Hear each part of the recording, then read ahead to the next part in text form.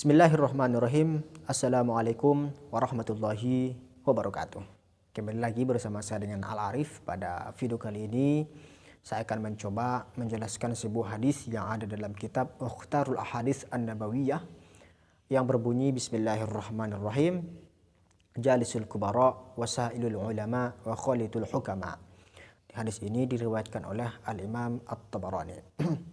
Kalau kita artikan jalisul kubara, duduklah bersama orang-orang besar, artinya para tokoh.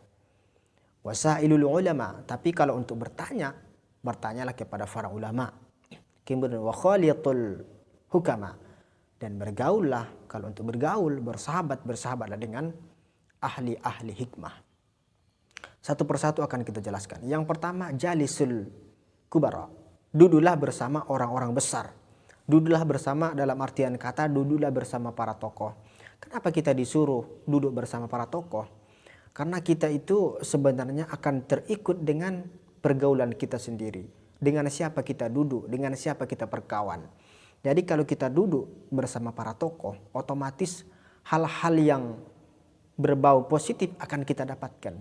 Karena tokoh itu artinya dia itu kan nggak bisa jadi tokoh kecuali ditokohkan. Dan seseorang itu bisa ditokohkan kalau ada yang menonjol darinya.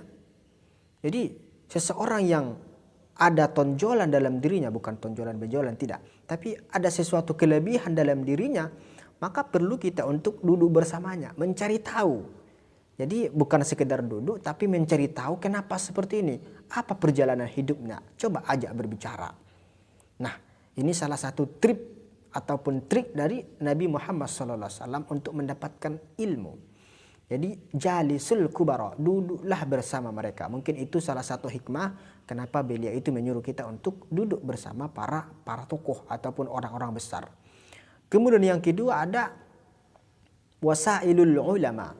Kata Nabi, kalau untuk bertanya, Anda itu harus bertanya kepada para ulama. Kenapa demikian? Karena ulama yang sebenarnya itu adalah warasatul anbiya. Dan ulama itu takutnya itu hanya kepada Allah, tidak takut kepada manusia ataupun selainnya. Terus kenapa kita harus bertanya kepada mereka? Karena kalau kita bertanya kepada mereka, mereka itu akan menjawab sesuai dengan ilmunya Rabb, ilmunya Tuhan, ilmunya Allah. Bukan sekedar begitu saja, tidak. Tapi mereka itu akan lebih teliti ketika menjawab pertanyaan-pertanyaan. Misalkan kalau kita bertanya tentang apa hukumnya ini, maka dijawab dengan dalil-dalil. Maka dia jawab dengan berbagai macam referensi dan kita akan jelas. Tapi orang yang tidak ulama, orang-orang yang tidak bergerak ulama, ketika ditanya, ya kemungkinan saja dia akan tidak tahu. Jadi ketika dia tidak tahu, maka dia akan mengarang. Jadi orang-orang yang tidak takut kepada Rabb, yang takut kepada Rabb itu ulama. Orang-orang yang tidak takut kepada Rabb itu akan sembarang untuk menjawab. Maka untuk hati-hati terhadap hal yang seperti ini, maka kata Nabi, wasailul ulama, bertanyalah kepada para ulama. Kemudian yang ketiga adalah wa khalitul hukama, dan bergaullah kepada orang yang ahli hikmah. Siapa ahli hikmah tersebut? Ada sebagian orang mengatakan ahli hikmah itu ya ahli filsafat. Kenapa dikatakan demikian? Karena memang kan orang-orang yang ahli filsafat itu kan berpikir secara teoritis, kemudian berpikir secara kritis, kemudian berpikir secara ya observasi sesuai dengan akal pikiran dan sesuai dengan kenyataan. Itu kan salah satu bentuk-bentuk cara berpikirnya para ahli filsafat.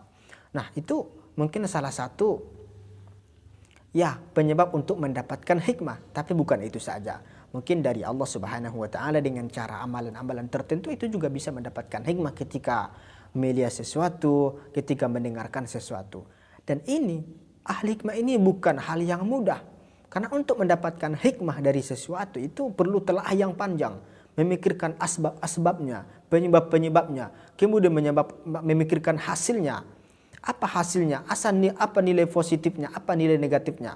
Ketika ini sudah bisa dikumpulkan, maka di situ akan kita dapatkan hikmah. Oh, ternyata seperti ini. Jadi kalau kita sedikit ilmu, maka kita akan susah untuk mendapatkan hikmah. Tapi ketika kita mendapatkan ilmu yang banyak, kemudian bukan sekedar banyaknya saja, tapi ditelaah kembali, dicoba kembali untuk ditelaah. maka akan mendapatkan hasil yang memuaskan, dan itu adalah hikmah. Mungkin itu saja yang bisa saya sampaikan, mudah-mudahan bermanfaat.